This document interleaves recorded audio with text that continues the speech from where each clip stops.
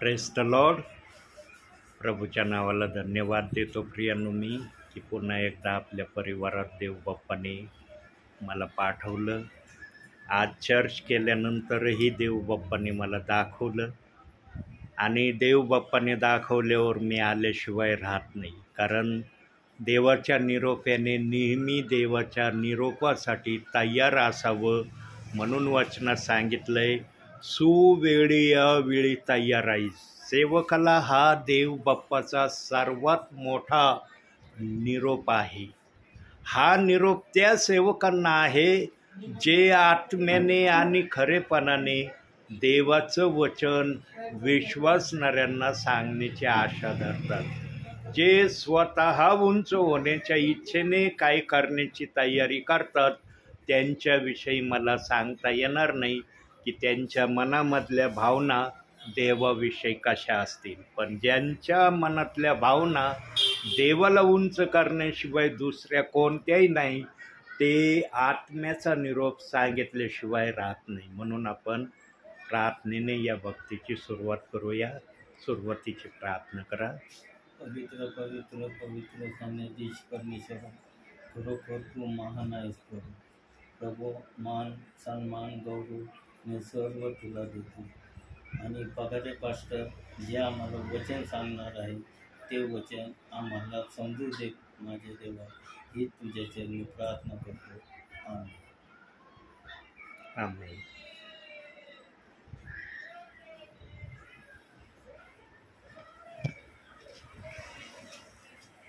प्रियांनो, जेव्हा देवाच्या सानिध्यामध्ये मी बसतो त्यावेळेला देवबाप मला अशा काही गोष्टी दाखवतो की त्या गोष्टीचा मी पण जीवनामध्ये कधी विचार केला नव्हता किंवा माझ्या डोक्यात तशा प्रकारचं काही आलेलं नव्हतं. पण देवबाप्पाने मला त्याच्या सानिध्यात बसल्यावर त्याने वचनाला बदामासारखं फोडून तो दाखवतो. त्याला जेवढं आवश्यक आहे तेवढं तो मला सांगतो. जे देवाला आवश्यक वाटत नाही तिथं मग माझी बुद्धी काही काम करत नाही. प्रियांनो, बुद्धी कधीही पवित्र आत्म्याच्या वचनाचा सामना करू शकणार नाही. हा बुद्धीचा संदेश देऊ शकते. पौलाने जर सांगितलंय की बुद्धीचा मी संदेश देईन, आत्म्याचा देईन, तर त्या गोष्टी होऊ शकतात. पण बुद्धी पवित्र आत्म्याच्या वचनाचा कदापिही सामना करू शकणार नाही. कारण आत्मा आपल्या वचनाला ज्या प्रकारे सांगण्याची इच्छा ठेवील, आत्म्याला ते करणं शक्य होतं. पण आमची बुद्धी लिमिटेड वचनाचा विचार करण्यास सक्षम आहे. आम्ही जर वचन एखादं वाचलं तर त्या वचनाचा जो काही अर्थ आमच्या बुद्धीला कळतो तेवढं आम्ही सांगणार, पण त्याच्या पुढचं आमच्या बुद्धीला सांगणं कदापि शक्य होत नाही. पण आत्मा असा आहे की तो जर एखादं वचन त्याने सांगायला सुरुवात केली तर त्या वचनाच्या अनुषंगाने तो कोणत्या गोष्टी कशा प्रकारे विश्वासणाऱ्याचं आत्मिक जीवन वाढेल या अनुषंगाने बोलण्यास तो समर्थ आहे. म्हणून आत्मा आहे, बुद्धी आहे. प्रियांनो, आज ज्या वचनावर मी मनन केलंय त्या वचनाला जेव्हा आपण ऐकाल तेव्हा तुम्हाला पण काहीतरी त्या वचन ऐकल्यानंतर एक नवीनच काहीतरी वाटायला सुरुवात होईल. पण आज त्याच वचनाला देवबाप विशिष्ट तऱ्हेने तुम्हाला वचनातून आणि विचारातून सांगणार आहे. तर काढूया त्यासाठी आपण 2 कोरिंथीकरांचं पत्र 5वा अध्याय आणि त्याचं 17वं वचन. जर कोणी ख्रिस्ताच्या ठायी आहे तर तो नवी उत्पत्ती आहे. जुने ते होऊन गेले, पहा ते नवे झाले आहे. प्रियांनो, या वचनाचा 2 प्रकारे विश्वासणारे म्हणा, सेवक म्हणा अर्थ घेण्याचा प्रयत्न करतात. दोन प्रकारे कसं, ज्यांना खरोखर आत्मा बोलतो, आत्मा चालवितो, त्यांना देवबाप या वचनाविषयी दाखवतो की ख्रिस्तामध्ये तुम्ही नवी उत्पत्ती आहात. हे शब्द ज्या दिवशी आम्ही प्रभू येशू ख्रिस्ताला आमच्या जीवनामध्ये तारणारा म्हणून स्वीकारतो, विश्वास ठेवतो त्याच्या नावावर, तेव्हाच देवबाप आम्हाला नवी आम्ही ख्रिस्तामध्ये उत्पत्ती आहो हे आम्हाला प्रमाणित करतो. आणि दुसरा भाग या वचनाचा काय आहे, काही जणांना वाटतं, विश्वासणाऱ्यांना, सेवकांना, की आम्ही जर बाप्तिस्मा घेतला तर आम्ही ख्रिस्ताच्या ठायी नवी उत्पत्ती होतो. जोपर्यंत आमचा बाप्तिस्मा होत नाही तोपर्यंत आम्ही प्रभूचे लेकरं जरूर देवाच्या नजरेत आम्ही असतो, पण आम्ही नवी उत्पत्ती या गोष्टीमध्ये स्वतःला प्रवेश केलेला महसूस करत नाही. परंतु देवाचं वचन या गोष्टीला कुठेही मान्यता देत नाही. देवबाप सरळ सरळ सांगतो, जो ख्रिस्ताच्या ठायी आहे तो नवी उत्पत्ती आहे. तो ख्रिस्तात आला म्हणून नवीन झालं ना. बघा, जो नवीन नवीन विश्वासणारा प्रभूत येतो ना, जो एकदम नवीन प्रकारे प्रभूला स्वीकारतो, त्याच्या मनामध्ये ना त्या समयाला बघा इतक्या आनंदाच्या उकळ्या येतात ना, त्याला वाटतं अरे हे मी टाकून देईन, ते टाकून देईन, हे प्रभूला मान्य नाही, हे मी करणार नाही. नेहमी तो प्रभूला जे आवडत आहे ते करण्यासाठी स्वतःला तयार करतो. पण जसजसे दिवस लोटत जातात, महिने लोटतात, वर्ष लोटतात, मग जो पहिल्याचा जो आनंद आणि विश्वास त्याचा असतो ना, तो विश्वास कुठंतरी कोणत्या तरी ठिकाणी कमी व्हायला सुरुवात होते. का होते प्रियांनो? कारण ज्या प्रकारे सुरुवातीला विश्वासणारा देवामध्ये चालण्याचं साहस दाखवतो, तसं साहस नंतर काही वर्षानंतर तो प्रभूला चालण्याचं दाखवित नाही. म्हणून काही गोष्टी तो आपल्या जीवनातून कमी करायला सुरुवात करीत नाही, तर उलट ज्या देवाला आवडत नाही गोष्टी, त्या गोष्टी करण्याकडे तो आपलं लक्ष केंद्रित करायला सुरुवात करतो. म्हणून प्रगटीकरण 2:5 मध्ये सांगितलेलं आहे की तू कुठून पडला आहेस याची आठवण कर. आता पडला म्हणजे डायरेक्ट तो पडणं नाही. देवबाप्पांनी पडण्याविषयी सांगितले 7 प्रकारे. कोणत्या प्रकारे विश्वासणारा जर पडला तर मी ते पडणं मानेल. हे जसं लहान मुलगा चालत असताना पडतो आणि पटकन उभा राहतो, है ना, त्याला लागत नाही, काही नाही, पडतो जरूर तो, पण त्याला लागत नाही. तसं आम्ही पण ख्रिस्ताच्या नियमाप्रमाणे जर चालण्याचं सोडून इतर गोष्टीकडे आमचं लक्ष केंद्रित केलं तर देवाचं वचन त्याला पाडला हा शब्द दाखल करतं. पण पडणं ते होत नाही जे मागील संदेशामध्ये देवबाप्पाने माझ्या मुखातून प्रगट केलंय. प्रियांनो, देवाला सोडून देणं हे सर्वात मोठं पडणं आहे. जो देवाला सोडित नाही पण पाप केल्याशिवाय राहत नाही, त्याला पण देवबाप्पाने पाडण्याचीच उपमा दिली. पण पाडण्यामध्ये अंतर ठेवलेलं. हे अंतर पाडण्याचं कसं आहे आणि हे पाडण्याचं अंतर कसं आहे? प्रियांनो, पवित्र आत्मा आपल्या शब्दाला आपल्या परीने प्रगट करण्यास सक्षम आहे. तर काय जण म्हणणारे नीतिसूत्र 24:16 मध्ये सांगितलंय की माझा विश्वासणारा 7 वेळेस पडला तरी उठून उभा राहील. मग हे जे पडणं आहे ते त्याच प्रकारचं असू शकतं, अशा प्रकारचं नाही. प्रियांनो, देवाचं वचन देवबाप्पाने आपल्या इच्छेने आपल्या विश्वासणाऱ्याची उन्नती होण्याच्या अनुषंगाने काही शब्द त्या ठिकाणी तसे ठेवलेले आहेत. देवाची एकच इच्छा असते की माझा विश्वासणारा माझ्या नावामध्ये मजबूत व्हावा. आणि तो मजबूतीवर चालण्यासाठी काही ठिकाणी देव बाप्पाने पाडला या शब्दाचा वापर केलेला आहे. वचन आत्मेच्या प्रेरणेनेच आत्मा आपल्या शब्दाला फोडून सांगू शकतो. म्हणून प्रियांनो, भावी जीवनामध्ये आम्ही ख्रिस्ताची नवी उत्पत्ती आहो, नवीन प्रजा आहो. आणि ही नवीन प्रजा आम्ही प्रभू येईपर्यंत प्रभूच्या नावाने टिकवून ठेवणं ही आमच्यावर देव बाप्पाने ठेवलेली एक जबाबदारी आहे. आता या जबाबदारीला किती जण पार पाडतील, किती जण पार पाडण्यामध्ये कुचराई करतील, दिरंगाई करतील किंवा या गोष्टीला चालण्यामध्ये अडथळे आणतील, याचा लेखाजोखा वर देवबाप करीत आहे. म्हणून प्रत्येकाच्या पुस्तकामध्ये देवबाप प्रत्येक दिवशी लिहित आहे की याने 24 तासामध्ये माझ्यासाठी किती वेळ दिला, संसार प्रपंचाच्या कामासाठी किती वेळ दिला आणि मनोरंजनासाठी किती वेळ दिला. प्रभूच्या मनामध्ये, प्रभूच्या वहीमध्ये प्रत्येकाची नोंद आहे. म्हणून आपली नोंद देव बाप्पाने अधिक चांगल्या प्रकारे आपल्या नावावर लिहावी.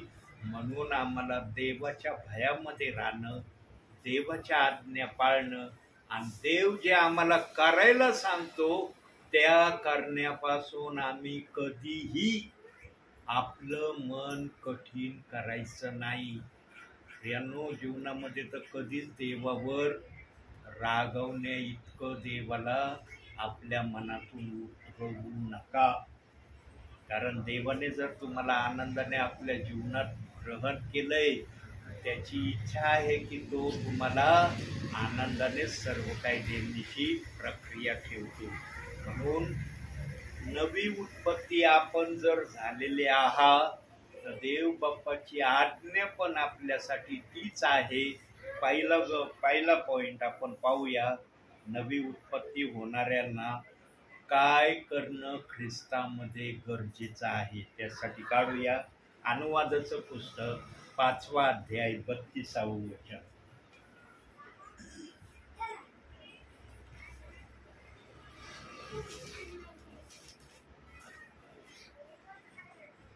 अनुवाद 5वा अध्याय 32वे वचन. यास्तव तुम्ही आपला देव परमेश्वर याच्या आज्ञा मान्य करून पाळा, डावी उजवीकडे वळू नका. बघा देव बाप्पाची इच्छा काय आहे. जेवढ्या माझ्या आज्ञा आहेत, जेवढं काय मला तुम्हाला शिकवायचंय, सांगायचंय, त्याप्रमाणे तुमच्याकडून करून घेण्याची माझी इच्छा आहे. ते करण्यापासून आम्ही कधीही आपल्या मनाला कठीण करण्याचा प्रयत्न करू नये. आणि प्रियांनो, डावी उजवीकडे त्यांनाच वळता येत नाही जे देवाच्या सानिध्यापासून स्वतःला दूर करत नाही. जे स्वतःला क्षणभरा करता का होईना देवाच्या सानिध्यापासून दूर करतात, त्यांना तो शब्द त्या ठिकाणी लागू होतो की ते डावी उजवीकडे वळत आहे.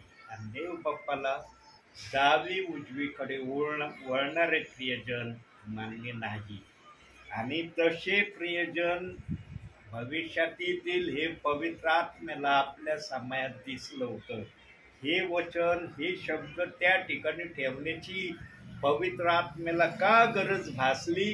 कारण पवित्र आत्म्याने आपल्या समयात पाहिलं होतं की लाखो करोडोच्या भिडी माझ्या नावात येणार आहेत, त्याच्यातले काही जण डावी उजवीकडे वळण्याची तयारी ठेवतील. आणि डावी उजवीकडे वळण्याची तयारीचा सर्वात मोठा केंद्रबिंदू कोणता आहे? आम्ही देवावर कधीही रागवू नये.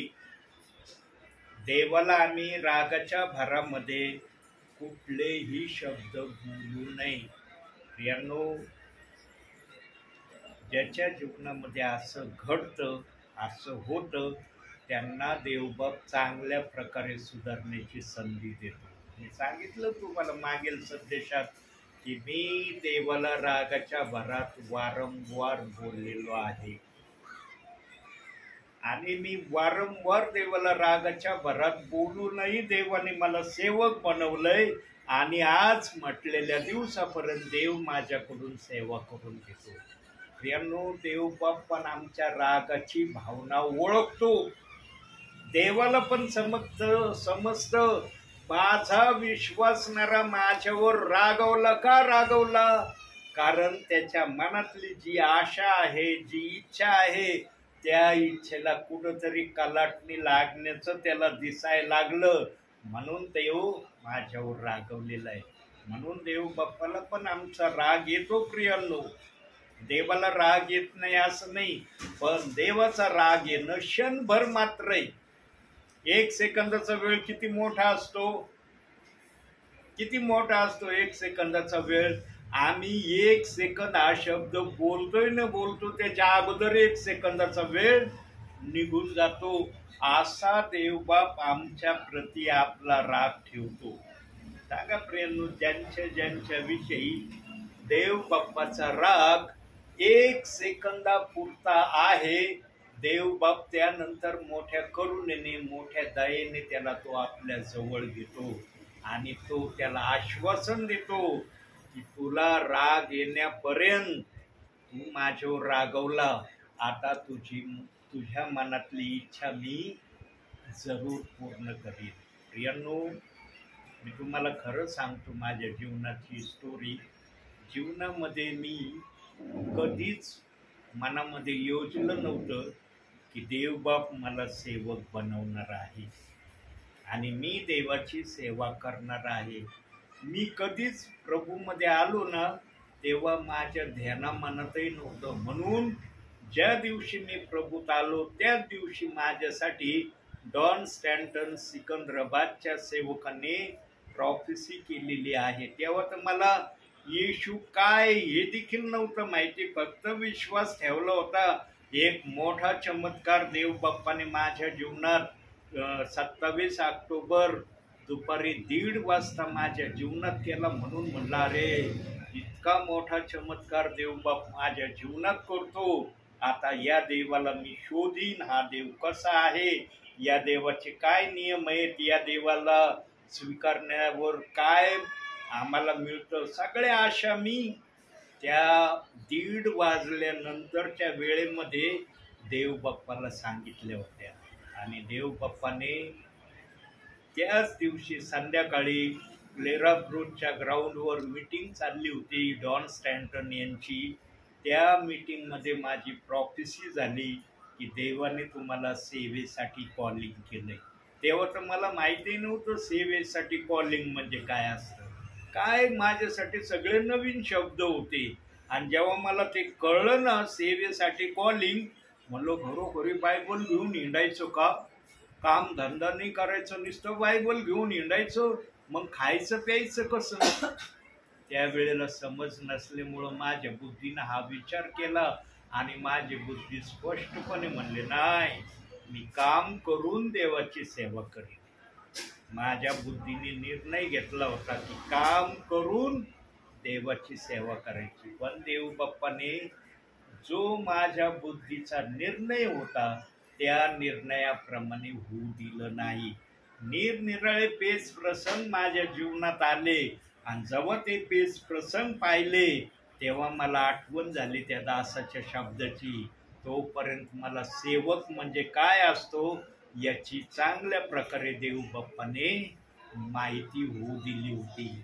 प्रियांनो, 1987 सालापासून मी स्वतंत्रपणे देवबाप्पाची जी सेवा सुरू केली तर आजपर्यंत मी सेवा करत आहे. त्याच्या अगोदर 82 पासून 86 सालापर्यंत मी माधवराव तडके यांच्या संगतीमध्ये सेवा कशी करायची, सेवेला कसं जायचं, सेवा कोणत्या प्रकारे केली जाते हे सर्व त्यांच्याकडून शिकून घेतलं. प्रियांनो, अगोदर मी शिकलो आणि मग मी स्वतंत्रपणे सेवा करायला जायला सुरुवात केली.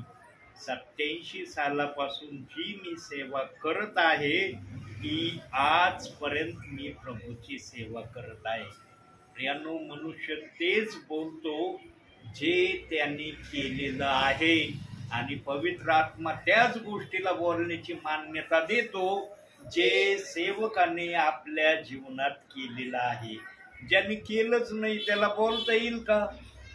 म्हणून पवित्र आत्मा कधीही आत्म्याची भाषा बोलत असताना सेवकाला म्हणा, ब्रदराला म्हणा, सिस्टरांना म्हणा, आपल्या मनातल्या खोट्या गोष्टी पवित्र आत्मा सांगण्यास परवानगी देत नाही.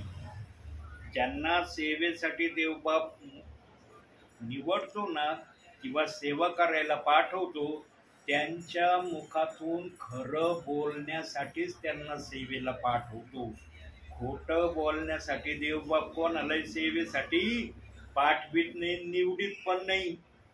प्रियांनो, देवाच्या इच्छेने सेवक होणं हा भाग एक आहे आणि मनुष्याच्या इच्छेने सेवक बनणं हा एक भाग आहे.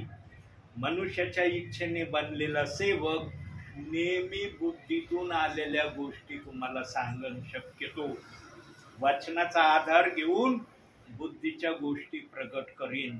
पण आत्म्यातून आलेला सेवक देवाच्या वचनाला देवाच्या आत्म्याच्या प्रेरणेने फोडून सांगण्याची तो तयारी ठेवतो. म्हणून प्रियांनो, पावलाने शॉर्ट आणि स्क्रिप्ट मध्ये आपल्या करंतीकाराच्या पत्रात सांगितलं, मी आत्म्याचा संदेश देईल, मी बुद्धीचा संदेश देईल. प्रियांनो, आज अन्य भाषा बोलण्याला फार मोठी जागा देण्यात आली. इतकी मोठी जागा देण्यात आली प्रियांनो, तर काय बायबल कॉलेजमध्ये मी स्वतः ट्रेनिंग घेत असताना मी अनुभवलंय. मी जे अनुभवलंय तेच आपल्याला सांगत आहे. काही बायबल कॉलेजने मी ज्या समयाला बायबल कॉलेज करत होतो त्यावेळेला असे आम्हाला शिकवायला जे यायचे ब्रदर टीचर, ते म्हणायचे की तुम्हाला जर अन्य भाषा आली तर तुम्हाला पाळक होण्याचा अधिकार आम्ही देऊ.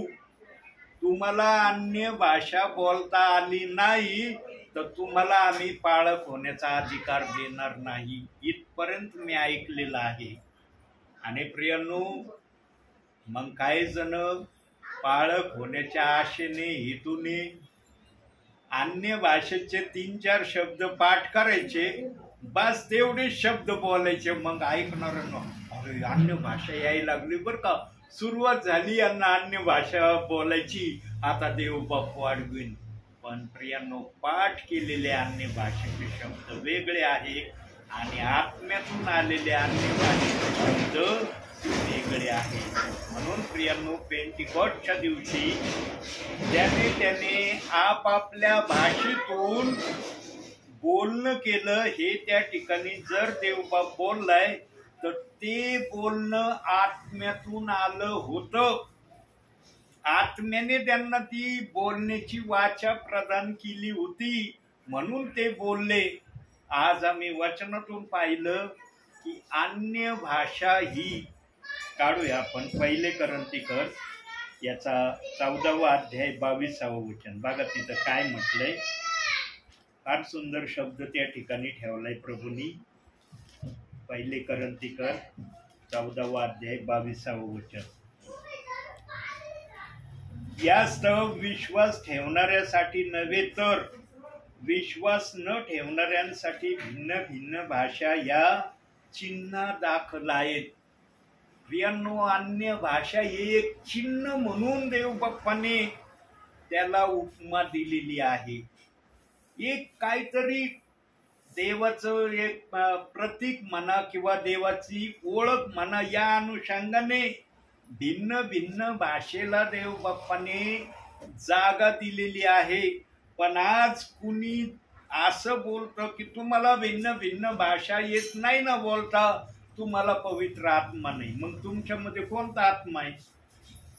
तुम्हाला जर भिन्न भिन्न भाषा बोलता येत नाही, मग देवाने कोणता आत्मा तुमच्यात ठेवलाय?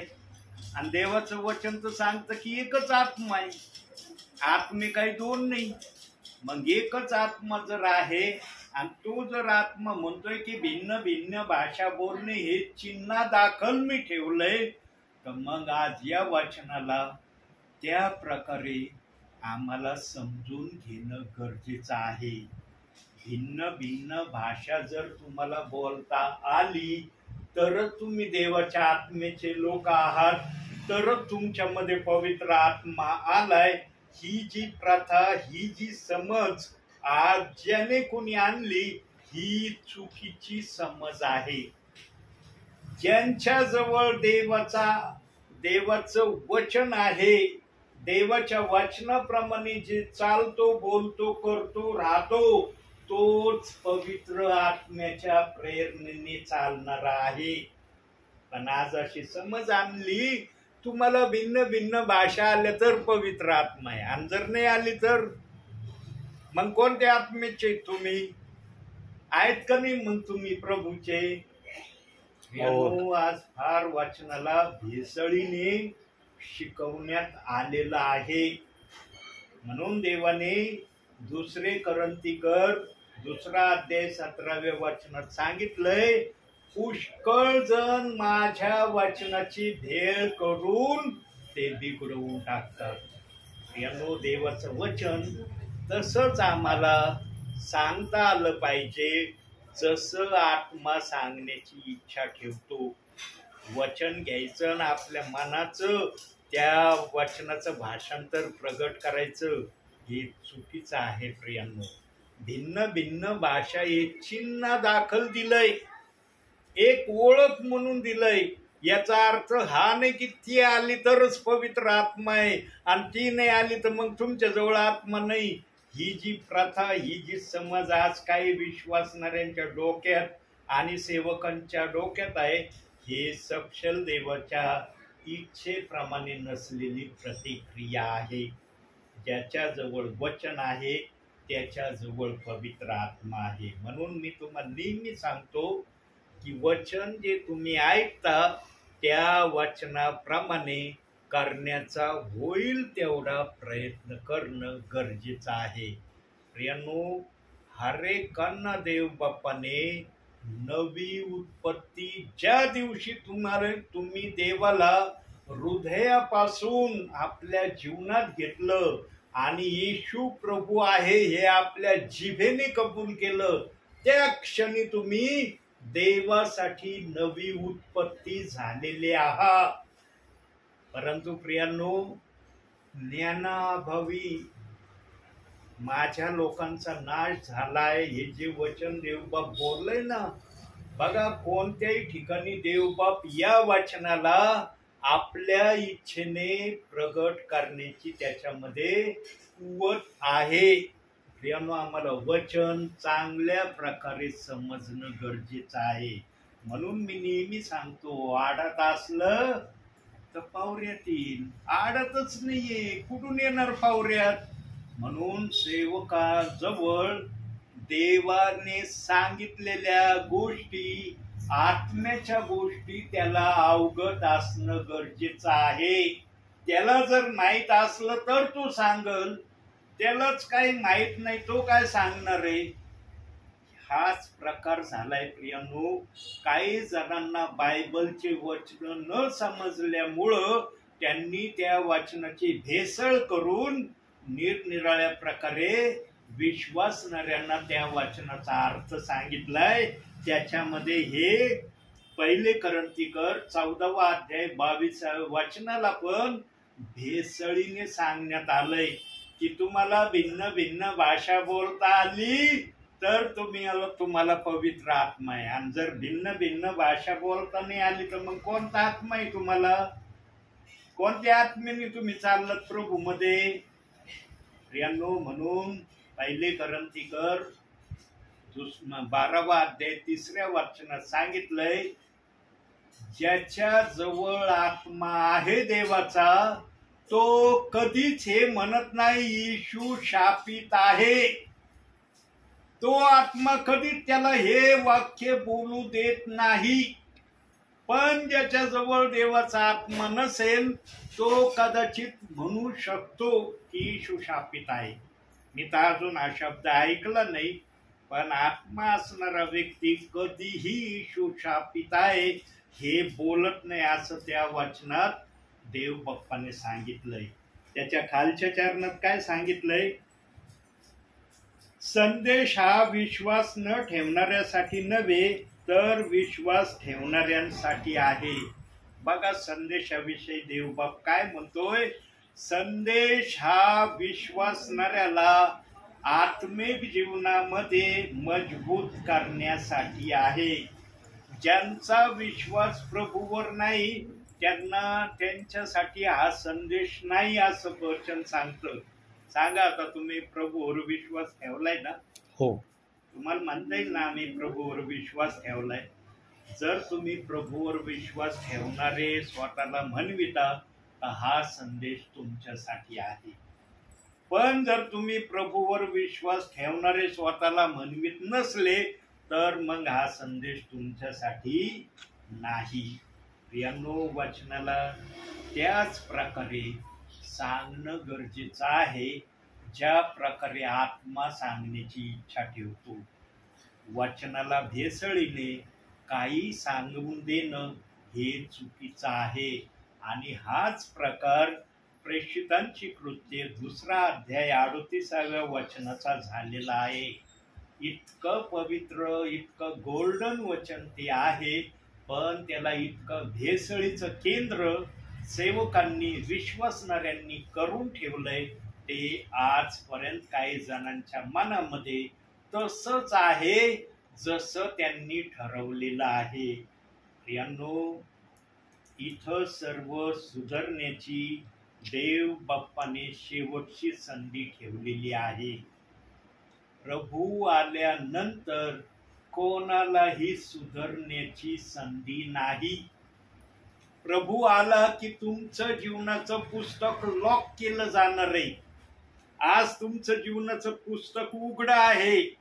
का उघडं आहे? कारण जर तुम्ही देवाच्या दृष्टीने चांगलं करायचं ठरवलं तर जे तुमच्या नावावर वाईट गोष्टीविषयी देव बाप्पाच्या मनात आहे ते रद्द करून तिथं चांगल्या गोष्टीच्या शब्द लिहिण्याची देव बाप तयारी दाखवतो.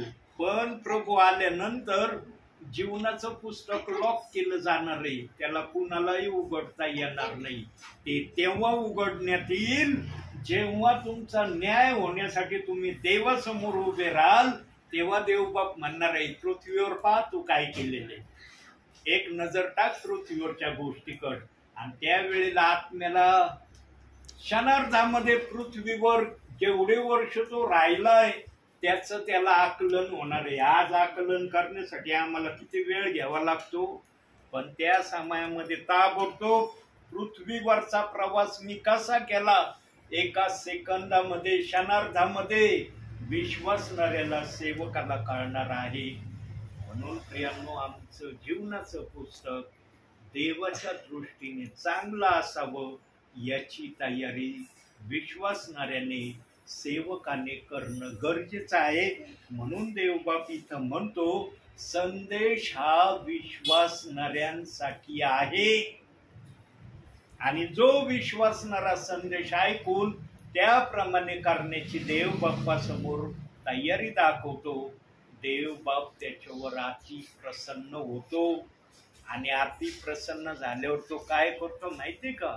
बघा आता एक वचन आणखी बघूया आपण. योहानकृत शुभवर्तमान याचा 20वा अध्याय आणि 16वा अध्याय 20वं वचन. फार महत्वाचा शब्द त्या ठिकाणी दिलाय देव बाप्पाने.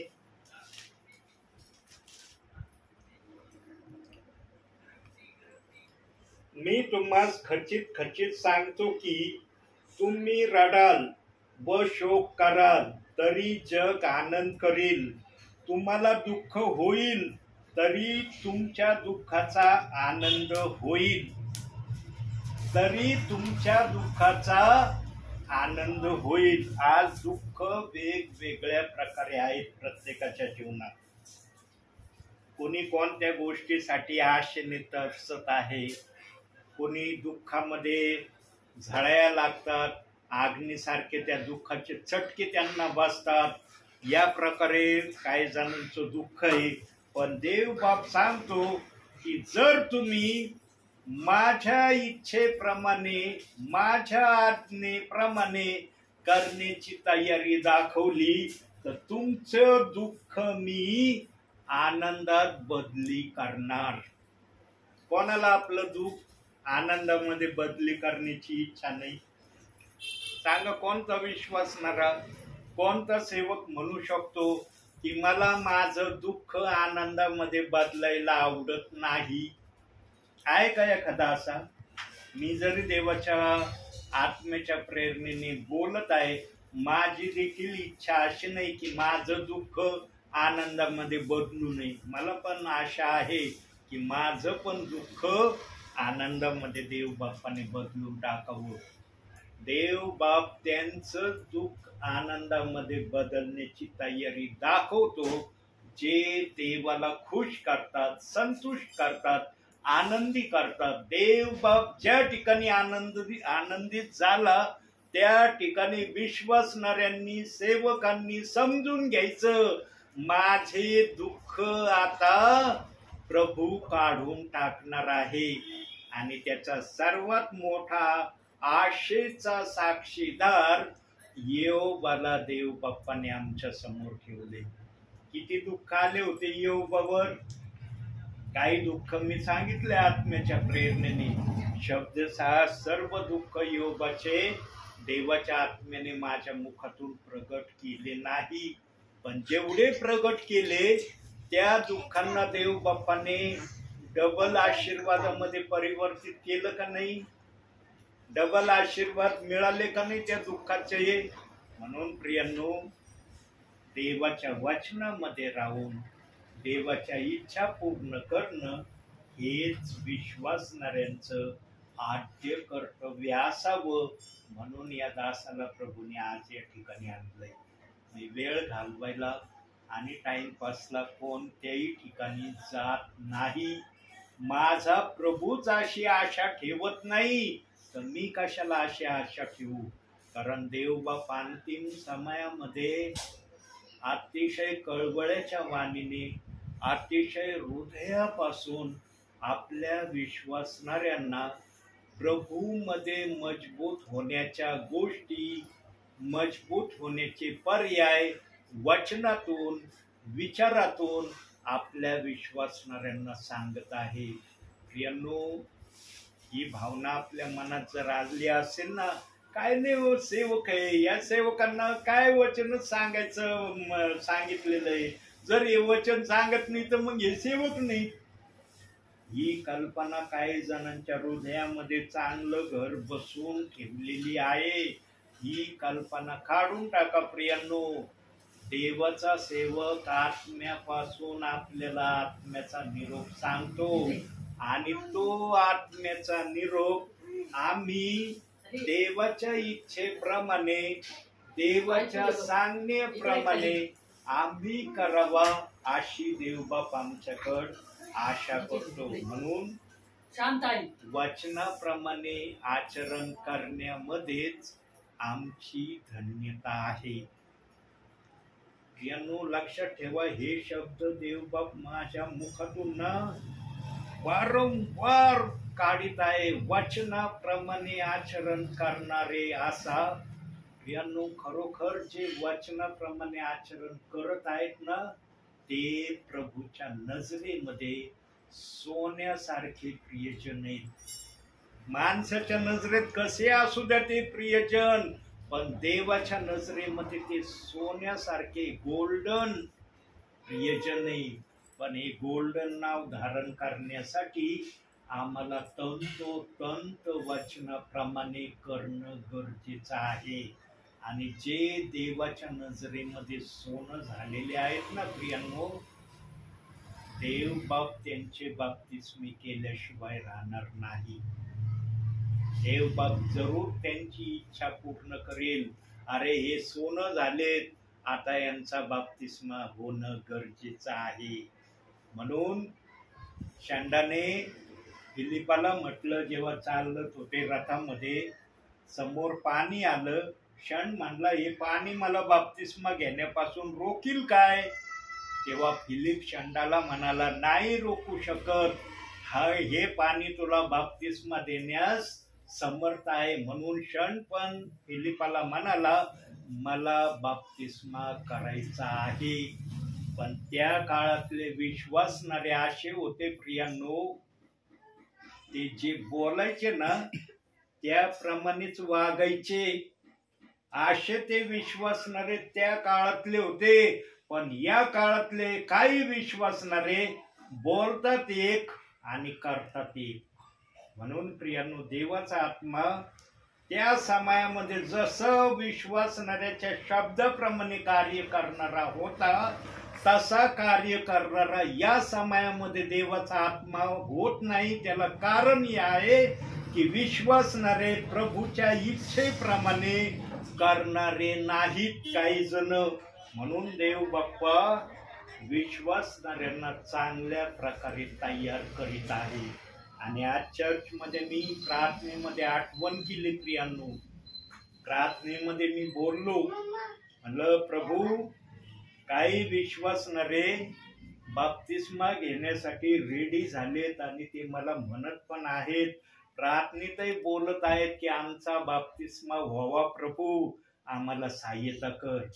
मी पण देव बाप्पाला आज विनंती केली, म्हणलं देव बाप्पा, ज्या आत्म्यांनी, ज्या विश्वासणाऱ्यांनी खरोखर बाप्तिस्मा घेण्याची आशा तुझ्याकडे व्यक्त केली, त्या विश्वासणाऱ्यांना निराश करू नको. कारण त्यांनी तुझं वचन ऐकलंय, तुझ्या वचनाचा स्वीकार केलाय, वचनावर विश्वास ठेवलाय आणि मग बाप्तिस्म्याविषयी ते तुझ्याशी बोलत आहेत, मला पण म्हणत आहेत. प्रभू, तू ज्या दिवशी मला दाखवशील की त्या प्रियजनांचा बाप्तिस्मा कर, त्या दिवशी हा सेवक बाप्तिस्मा केल्याशिवाय राहणार नाही. अशी शब्द मी आज प्रार्थनेत प्रभूच्या मंदिरात बोललो. शेवटची प्रार्थना जेव्हा करायला मला मिळाली, त्या प्रार्थनेमध्ये मी हे शब्द बोललोय प्रियांनो. आणि प्रियांनो, तुम्ही ते प्रियजन आहात की तुम्ही वारंवार बाप्तिस्म्याविषयी प्रभूच्या सानिध्यामध्ये मला बोललेले आहात. म्हणून विश्वासात राहा, देवाला आवडतं तेच करत राहा, देवाला जे आवडत नाही ते करू नका. त्या गोष्टीचा मोह जरी सैतानाने टाकला तरी त्या गोष्टीला, त्या मोहाला बळी पडू नका. एक दिवस असा तुमच्यासाठी देवबाप उजडवील की त्या दिवशी तुमचे बाप्तिस्मे करण्यासाठी देवबाप मला दाखवेल. आणि मी तो सेवक आहे प्रियांनो. मला देवबाप्पाने ज्या दिवशी दाखवलं ना, त्या दिवशी मी प्रभूच्या शब्दाला धोका देणार नाही. प्रभूने दाखवल्यावर मी तुमचे बाप्तिस्मेच करल. त्या दिवसाला पूर्ण मावळण्याच्या अगोदर तुमचे बाप्तिस्मे झाल्याशिवाय राहणार नाही. आमच्याजवळ बाप्तिस्मा करण्याच्या सगळ्या तयारी आहेत. आम्हाला कुठं धावपळ करायची गरज नाही. अरे हे नाही ते नाही, आमच्याजवळ अशी काही उणीव देव बाप्पांनी ठेवलेली नाही. सर्व गोष्टी आमच्याजवळ उपलब्ध आहेत. फक्त देवाची मान्यता असणं याची मी प्रतीक्षा करत आहे. आणि ही मान्यता देव बाप्पाने मला प्रगट करावी म्हणून तुम्ही प्रार्थनेत राहा. आजपासून प्रार्थना करा, देव बाप्पा कर की खरोखर जर तुम्ही वचनाप्रमाणे देवासमोर योग्य त्या रीतीने चालणारे असाल तर प्रार्थना करा, देव बाप निश्चित तुमची प्रार्थना ऐकेल आणि त्या प्रार्थनेचं उत्तर मला सांगण्याने प्रकट करील. म्हणून यांनी दुसऱ्या गोष्टीकडे आपण जाऊया, दुसरी गोष्ट पाहूया. त्यासाठी काढूया कलसेकराचं पत्र 3 अध्याय 23 वचन. बघा तिथं एक शब्द दिलाय, शेवटचा शब्द आपण पाहूया तो.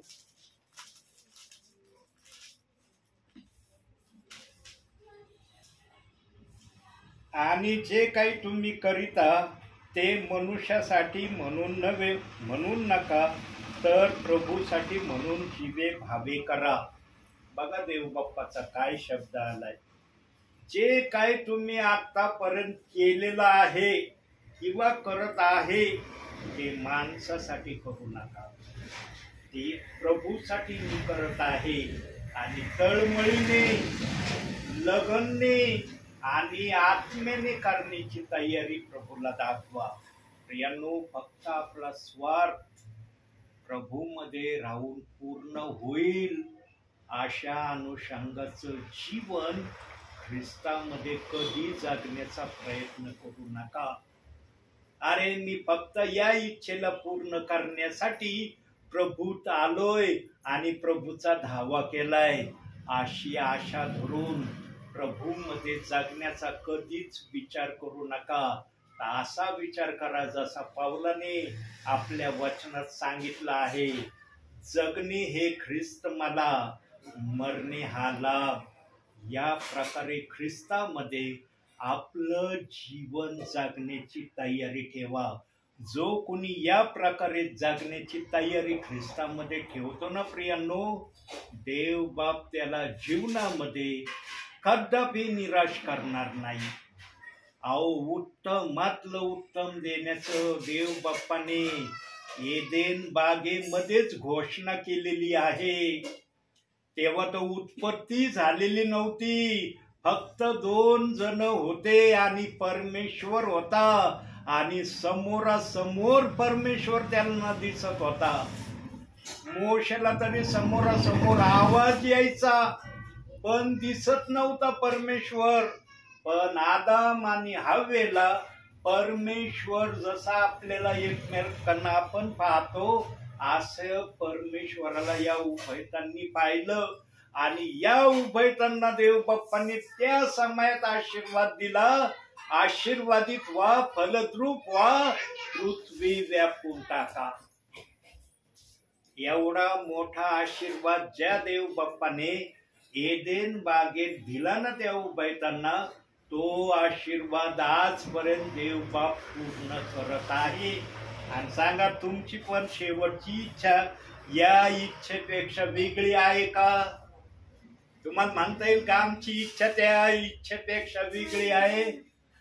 फलद्रूप वा, आशीर्वादित वा, पृथ्वी व्यापून टाका, हा जो आशीर्वाद आहे ना, अखिल पृथ्वीवर जेवढे विश्वासणारे परिवार आहे तेवढ्या परिवारांना तो आशीर्वाद देव बाप्पांनी दिलाय.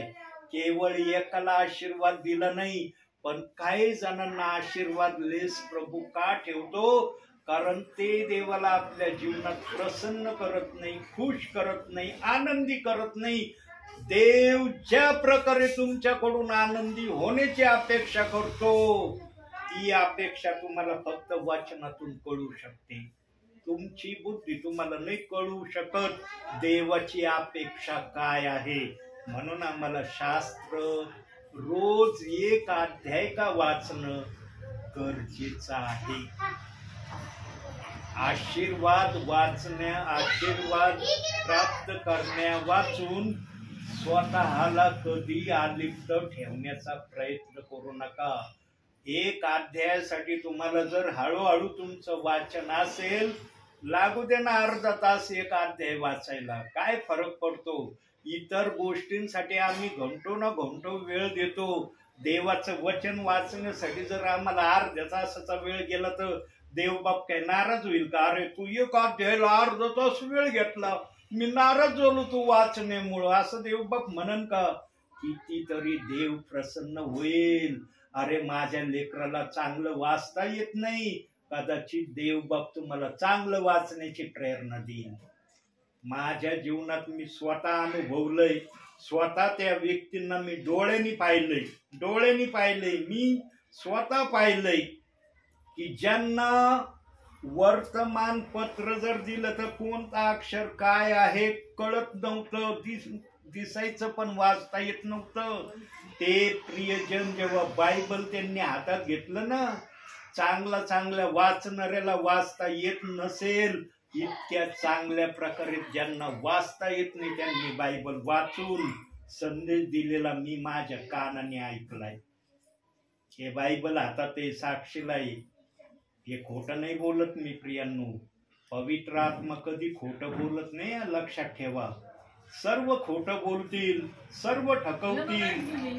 पवित्र आत्मा कधी खोटं बोलणार नाही, कधी ठकवणार नाही. ज्यांना लिहिता वाचता येत नव्हतं त्यांना जर देव बाप्पांनी बायबल वाचायचं शिकवलं, तुम्ही जर हळूहळू अर्धा तास एक अध्याय वाचला तर देव बाप दया करीन का नाही तुमच्यावर? येईन का नाही दया? कुणाला जरी दया नाही आली, देवाला तर येईन ना दया. अरे माझं लेकरू माझं वचन वाचायला एवढा वेळ घेतय, नाही माझ्या लेकराचा वेळ मी कमी करीन. यानं विश्वास ठेवला ना तर सर्व शक्य आहे. म्हणून मार्तीला हेच म्हणला होता, येशू ख्रिस्त विश्वास ठेवशील तर देवाचा गौरव पाहशील. पण आजचे काही विश्वासणारे तयारी दाखवित नाही. चाललोय ना मी विश्वासाने प्रभूमध्ये, प्रभू का म्हणतो का एवढंच करायचं आणि तेवढंच करायचं? प्रियांनो, प्रभूसाठी कोणत्याही हद्दीपर्यंत जाण्याची मनाची तयारी करा. मन आणि अंतःकरण ओळखून तुम्हाला आशीर्वाद दिल्याशिवाय राहणार नाही. तुमची जी शेवटची इच्छा आहे ती काय भारी इच्छा आहे का? मग सांगा, प्रभूच्या उपस्थितीमध्ये आहे का भारी इच्छा ती? देव बाप्पाला ती करणं शक्य नाही अशी इच्छा आहे का ती? म्हणून प्रियांनो, मी नेहमी तुम्हाला सांगतो, प्रभूला खुश करा, प्रभूला प्रसन्न करा. प्रभू खुश झाला ना, प्रसन्न झाला ना, तुमची इच्छा तर पूर्ण होईलच होईल. तुमचे बाप्तिस्मे पण झाल्याशिवाय राहणार नाही. पण प्रभू तपाशी ना, अरे बाप्तिस्म घेण्यास योग्य आहेत का? बाप्तिस्मेत जे सांगितले त्याप्रमाणे हे प्रियजन तयार झालेत का? प्रभू ते तपाशी ना अगोदर. हे तपासल्याशिवाय सेवकाला प्रेरणा नाही देणार. आणि एक लक्षात ठेवा, हे बायबल साक्षीला आहे.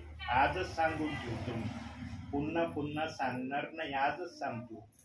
देवाच्या आत्म्याने दाखवल्याशिवाय तुमचे बाप्तिस्मे मी करणार नाही. हा माझा फायनल शब्द आहे. मला देवाने दाखवलं ना, त्या दिवशी सूर्य मावळण्याच्या अगोदर तुमचे बाप्तिस्मे झाल्याशिवाय राहणार नाही. हा शब्द मी आजच देऊन ठेवतो. पण मला देवाने दाखवलं पाहिजे.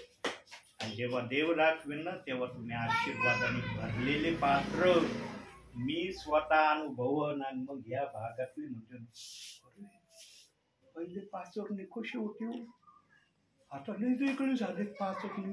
काय आलं त्यांच्यामध्ये? देवाचा आशीर्वाद अद्भुत कार्य करणार आहे, अद्भुत घेऊन येणार आहे. तुम्हाला त्या गोष्टी आता फक्त शब्दाने मी बोलतोय, जेव्हा कृतीने होतील ना तेव्हा या शब्दाचं महत्व तुम्हाला कळल की हा दास हे शब्द कोणत्या अनुषंगाने तुम्हाला सांगत होता. म्हणून प्रियांनो, देवाचं भय चांगल्या प्रकारे धरा. फक्त नाही माझी ती इच्छा पूर्ण व्हावी एवढ्या आशेपर्यंत आपला विश्वास प्रभूवर ठेवू नका.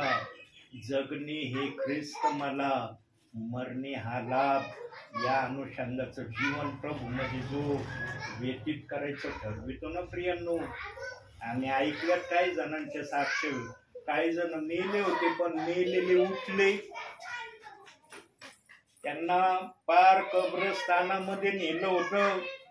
दफन करण्याच्या प्रक्रियेपर्यंत त्यांची क्रिया झाली, अचानकपणे ते उठले. ऐकलंय ना आम्ही हे, मी तर ऐकलंय हे. दफन विधीच्या वेळेपर्यंत त्यांना कब्रस्थानात ठेवलं, पण अचानक ते उठले. कुणी उठवलं त्यांना? प्रभूंनी उठवलं. कारण ज्यांनी देवासाठी चांगलं कार्य केलं ना, म्हणून प्रभू म्हणला तो मेला असला तरी जिवंत होईल. पण आम्ही फक्त आत्मिकरित्या त्या प्रभूच्या वाक्याला घेण्याचा प्रयत्न करतो. पण शारीरिक जीवनासाठी पण प्रभू हे वाक्य बोललाय, तो मेला असला तरी जिवंत होईल. म्हणून काही जणांच्या जीवनामध्ये अशा प्रक्रिया झालेल्या मी ऐकल्या. प्रत्यक्षरित्या तर मी पाहिलं नाही, जे मेलेले होते ते उठले. पण विश्वासणाऱ्यांच्या सांगण्यावरून, सेवकाच्या सांगण्यावरून मी विश्वास ठेवला.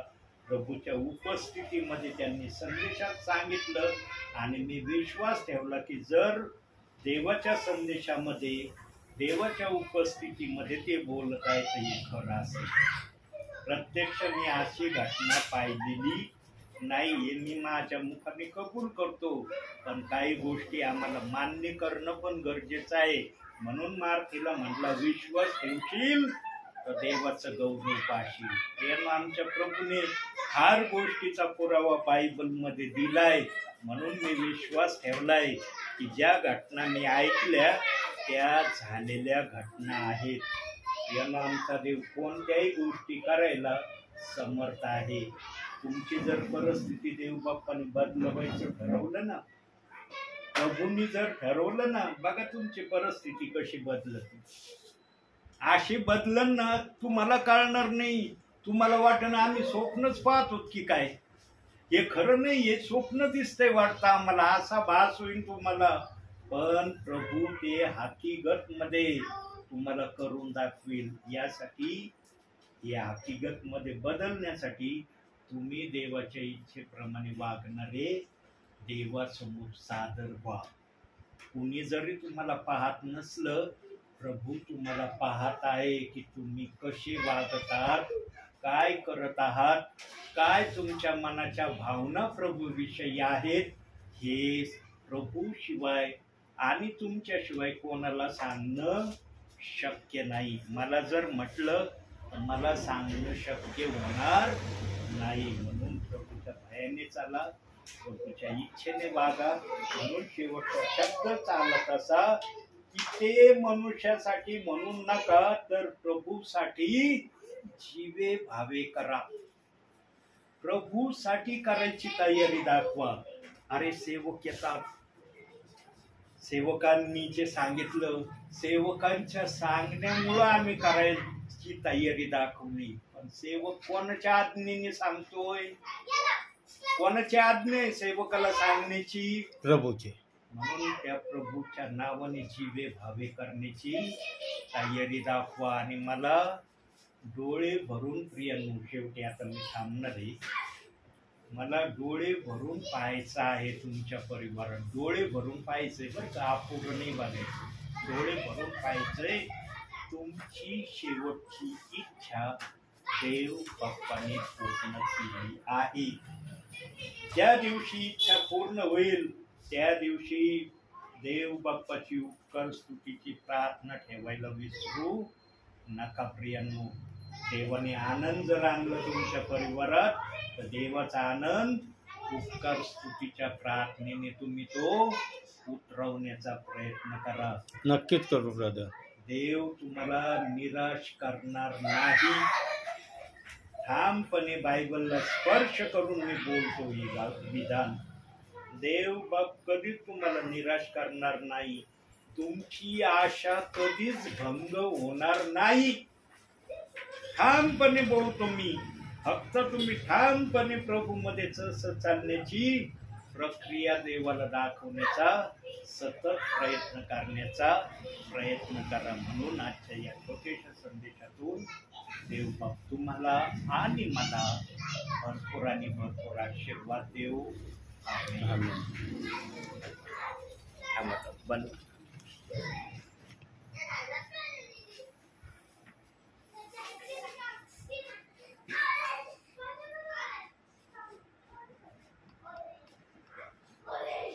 हो.